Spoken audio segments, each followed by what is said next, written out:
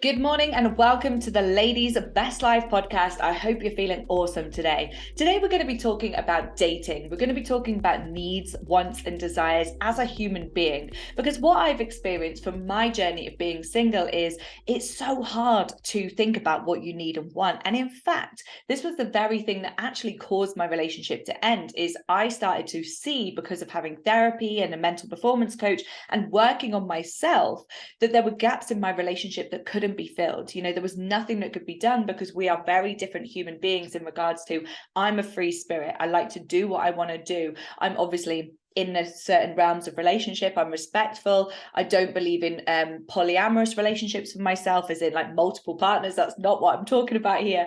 I'm talking about just having the ability to be wholeheartedly, unconditionally trusted. And in that particular relationship, it wasn't the one, and that's okay. That's all right. As I've kind of gone through single life, I suppose I've started to see a lot of people do seem insecure these days and don't have secure attachment types. And that's okay, but it's not for me. All right. And I've started to learn that throughout this journey. I am a typical problem solver. You bring me a problem, I will find a solution, even when, or I will look for a solution, even when there is no outcome. Okay. There is no way I can fix this problem. So I will read books, I will study things, I will go into research, and that's just what I do. And like I said, that's something that I've experienced throughout this whole 10 months of being single, which for some of you, you'll be like, 10 months, that's fuck all. But for others, you're like, yeah, you know what? I've not been single for that long. And I hear so many people say things like, oh, it's so shit being single and it's so hard. It's what you make it, guys. And what I see in a lot of people is we don't have the best relationship with ourselves. So you're constantly on your phone. You're unable to spend time on your own. You're just like pining for that other person to come and fill that void and that need inside of you. Well, from what I understand and what my perspective is, and remember, this is just my opinion. It's not like there are no facts behind this at all. I've read some great books and everything like that, but this today is based on opinion. It's about in the beginning phase, and you could have been single for years. Okay. We first must build the relationship with ourselves. We must be super happy on our own and living a life where we're independent, but enjoying it. We're independent, but open to receive love from other people. We're doing the things like, so for me, if I am totally transparent with you here, the thing that I miss is going for a Sunday roast, obviously on a Sunday, and like a nice long walk, and then come home and get in your PJs and like snuggle up. And I started to realize I can take myself for Sunday roast. I can go out with my friends for Sunday roast. Then I can take my beautiful Rodney Roo for a walk, and then I can snuggle up to him. Okay. You might not have a dog, all right? You might not have a cat. You might not have someone that you can snuggle up to. Have you ever given yourself a hug? This is something that I do every single morning. And if I'm starting to feel stressed, overwhelmed, and under pressure, which are my kind of 3 go-to default kind of negative emotions, if you like, and negative headspaces, I just take a breath, full deep breath, and then I wrap my arms around myself and I'm like, right, let's slow down. And yes, you might feel like a bit of a psycho because it's not something that you see most people do, and that's okay. But it is so beneficial to do it. And fuck what everyone else thinks. If it's great for you, why not do it? And this is something that single life has taught me, and there has been a lot of work gone into this. So I have a mental performance coach. I have read a great book that's called Block, Delete and Move On, which basically helps you to understand like the behaviors of men. It is very like kind of feminist based, but it is understanding as well. It's not too far down that one side where it's like, fuck the men, all about like women. It's not like that, but it is making you see some of these inconsistent habits, some of the ways that we're treated, the being picked up and dropped, the just booty calls and stuff like this. So it's actually great for anyone who's out there who's kind of like struggling to navigate all of that and thinking, I don't like the way this is making me feel, but maybe it's just the way it is. Maybe this is just the way single life is. Another good one is The Unexpected Joy of Being Single. Great book, because it helps you realize that we are conditioned by society to believe that you should be in a relationship. Like, look at what you were reading when you were a kid. Like, what was it? One of my favorite films was Beauty and the Beast. It's all about that relationship. So we are conditioned from a young age to believe that we should have a better half, and all of this sort of stuff. So we often change ourselves to fit into that. We often do anything we can to go and create a relationship. But what I've learned throughout this year is I'm perfectly okay on my own. And actually, I fucking love it. And I've been getting a few comments recently, and this is why I'm doing this podcast today, because I'm getting comments like, "Oh, you're such a good looking girl. How are you still single? Oh my God, you're so inspirational. How the fuck are you still single?" And then things like, I've had a couple of people constantly message me on social media asking me to go out for food with them or go on a date with them. And I, like, to be fair, guys, like, I am too fucking busy to be replying, not saying that there's loads of them by any stretch, but too busy to be like, no, sorry, I don't fancy it. And then having to get into that. Like, I just don't reply because I don't want to. We've never had a conversation in real life in person before. You follow me on social media. I don't want to go on a fucking date with you. And it's become a little bit aggressive, you know, these messages like, when will you let me take you for a drink? And it's like, hang the fuck up a second, right? Hang on. It's not okay to be spoken to like that, just because. And another kind of thing that I hear people say is like, on the shelf. Just because I'm technically on the shelf, inverted commas, does not mean that you have a right to take me out for a drink. And this isn't me being an arrogant prick or anything. It's just not what I want to fucking do. And people pleasers out there, you may be really struggling to listen to this. And this is something that like previous Sasha would have done before. And I think the reason why previous Sasha has always been, you know, pretty much jumping from one relationship to the next is because she's been so afraid of being on her own. And she's been so afraid of like letting those people down. So she's like, oh, we'll go for another drink. And next thing you know, you're fucking knee deep in a 4-bed house and that's it. Like, you go, oh shit, now what? So give yourself the chance, if you are single, to explore it more. What are the things that you're not doing that you would have done in a relationship, and how can you make those happen? Obviously, there's certain things that may not be the thing that we can do, but there are ways around things for sure. Even like holidays, like I live for holidays, and this year I've been away loads, but a lot of it has been combined with business. And I booked to go to Dubai on the 28th of December, and my brain just needs to switch off.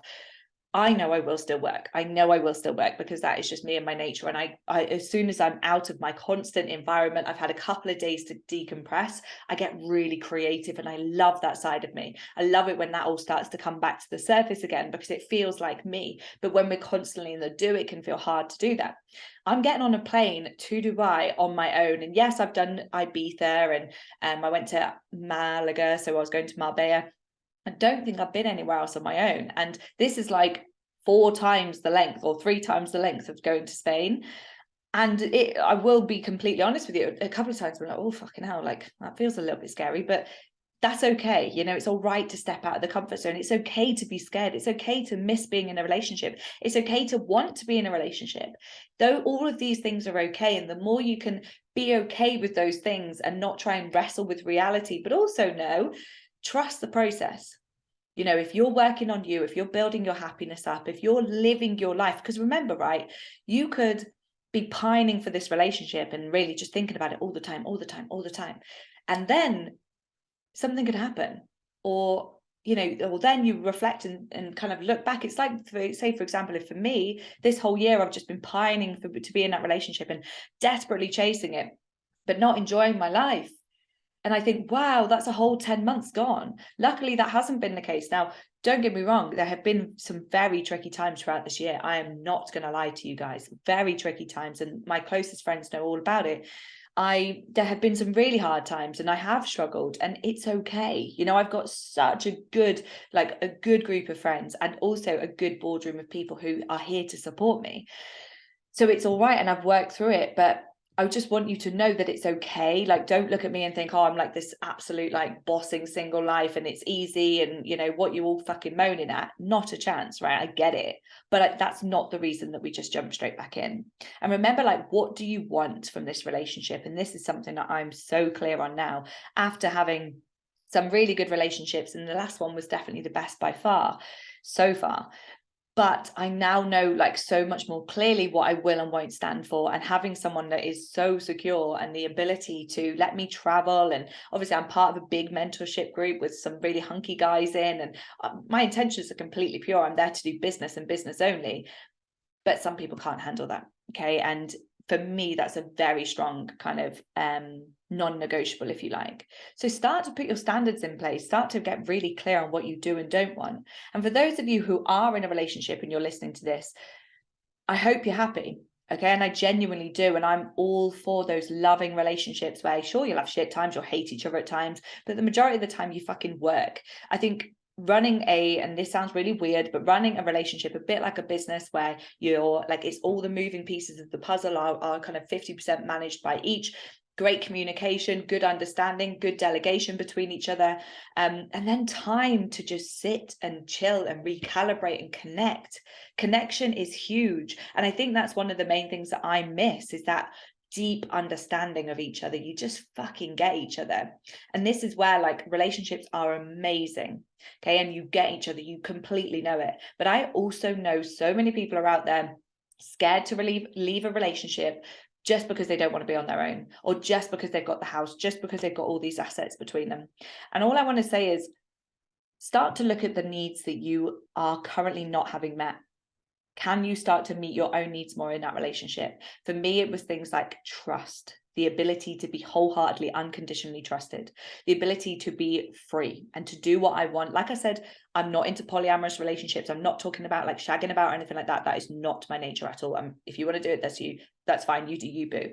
I'm just on about being able to travel where I want to go and do the things I want to do, and not be in militant routines and stuff like that.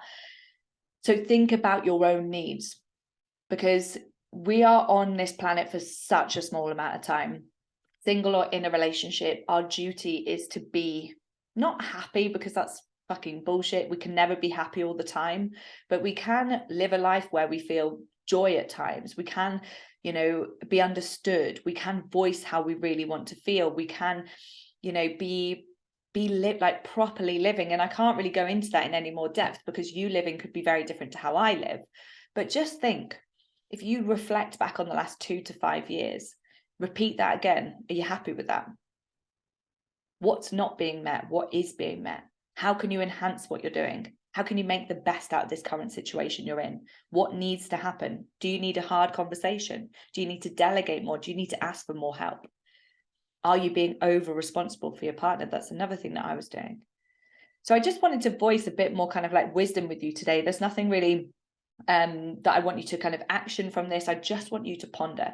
And if you're in a fucking good relationship and you're working well and had a good time recently or a hard time recently, just appreciate them and communicate that you're so fucking grateful, and hopefully you receive that back as well, because people are important in our lives. Connection is so important in our lives, and the more you can appreciate, express gratitude, the more you'll come closer together. Have an incredible day, team. Please don't forget to subscribe to our channel, and also share the Ladies Best Life podcast, maybe a snippet of it, a screenshot of it, onto your social media or something like that. The more people we can get listening to this content for free, the more it's going to help people. And that's what this is all about, is helping people across the world for free. So please, please, please go and share.